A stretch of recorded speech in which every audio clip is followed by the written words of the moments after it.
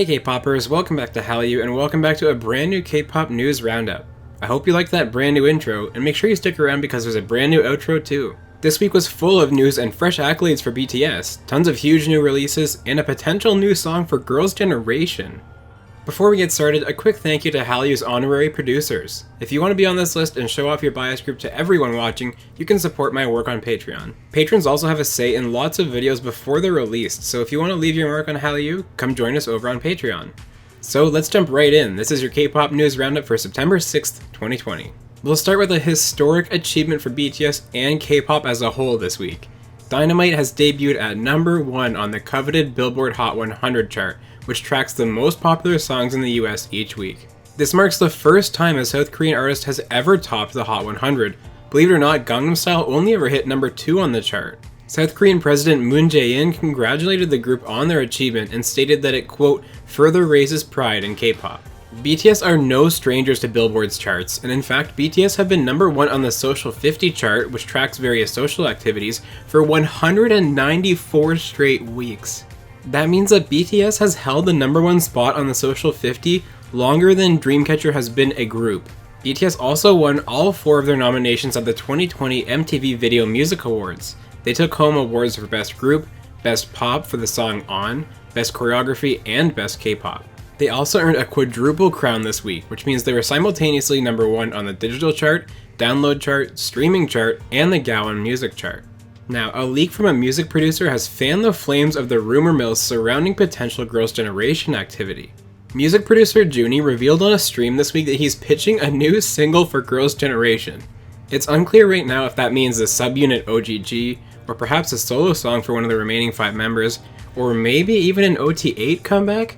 As a So-On of 9 years, we've all been wearing our clown masks a lot lately with all the 8-member activity in Korea this year, but hey, who knows? Maybe, just maybe, SNSD will save 2020 after all. Now let's jump back to BTS and Big Hit for a second because something really interesting happened here this week. Big Hit Entertainment filed an initial public offering or IPO this week. This means that they'll become a publicly traded company on the KOSPI stock exchange in Korea, just like SM, JYP, and YG currently are. Depending on final pricing, this would make Big Hit Entertainment worth between 2.99 and 3.85 billion US dollars. What makes this important for fans though is that since Big Hit is now accountable to public investors, they have to reveal circumstances and factors that may impact the company in the future, including mandatory military service for BTS members. In their documentation, they discussed how the BTS members are all born between 1992 and 1997. They further stated that Jin, the oldest member, could have his service start as late as the end of 2021, according to current laws. So what this means is we can expect at least another 15 months of full group promotions before the group has to shift to a more varied approach like subunits or other activities that aren't as dependent on their full lineup.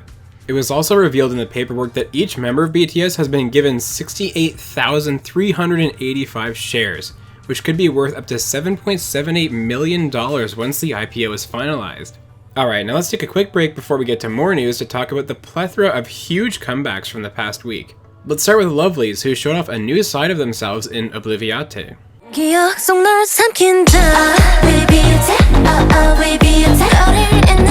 Day6's subunit Even of Day made their debut this week with Where the Sea Sleeps.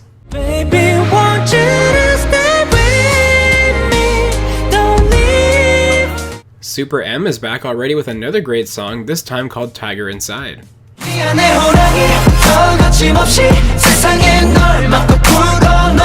CLC dropped an intense new track called Helicopter this week.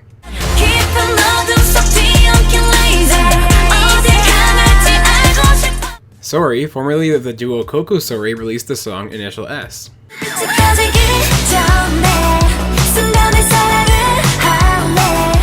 Ian's Song of X1 made his solo debut with Beautiful Scar, which featured Woojin of AB6.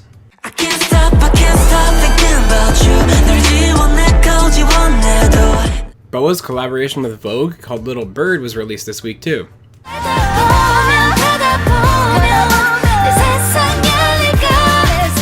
Hyundai and BTS teamed up to release this commercial film for the Ionic called I'm On It.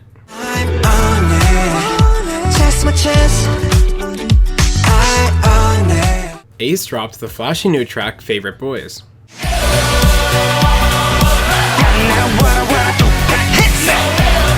Former Monsta X member Wonho gave us the title off his debut mini album called Open Mind.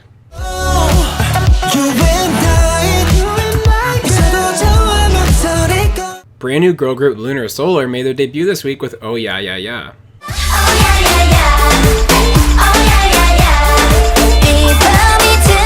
Jamie and Changmo combined forces in the song Numbers.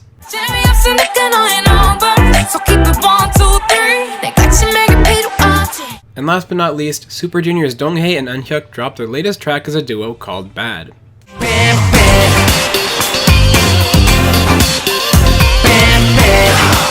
There were of course lots of other songs released this week too, so share the new music you've got on repeat down in the comments.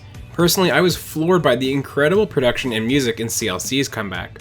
In other news, ex-IOI and Preston member Nayoung graduated from college this week. She earned her degree in broadcasting on August 30th from Dongduk Women's University. Akdong musician Soohyun will be having a solo debut this fall. And we were previously told that Akmu would have 3 comebacks before the end of the year, so it's now looking like some of those comebacks may be solos. Joy has revealed Red Velvet's upcoming comeback plans. When asked about her personal plans for promotion on Yoo Hee-yeol's sketchbook, she responded by saying that she's actually focused on a Red Velvet comeback. Crayon Pop's Gummi has announced the birth of her child this week. The baby was born on August 22nd, 13 days early, but is completely healthy. In a kind of surprise announcement from Global H Media, it came out that Laboum is making a comeback in October. The mini album is due just over a year after their last release, which was the group's first studio album called Two of Us.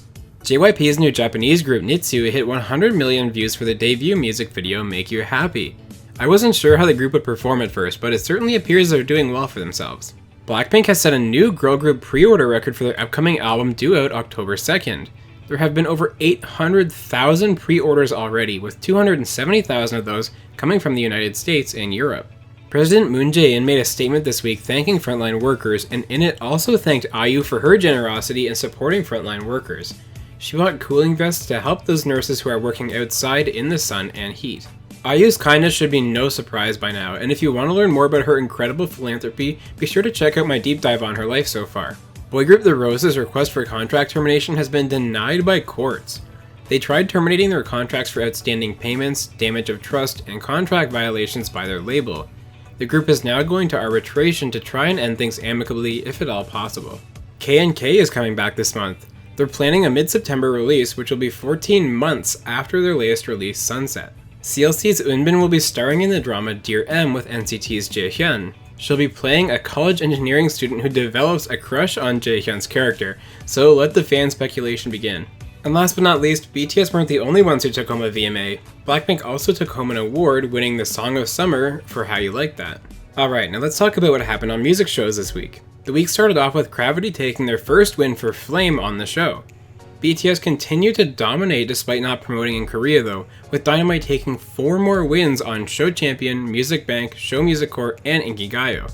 Itzy didn't give up though, as they also took their 3rd win for Not Shy this week on M Countdown. With so many big releases this week, who do you think is going to come out on top next week? Let me know down in the comments. Alright K-popers, you're officially caught up. Let me know what news stood out to you down in the comments. Thank you very much for watching, and be sure to like and subscribe so you don't miss out on all the great K-pop content that's coming to you each and every week here at Hallyu. Thanks once again, and I'll see you guys on Wednesday for the next K-pop deep dive.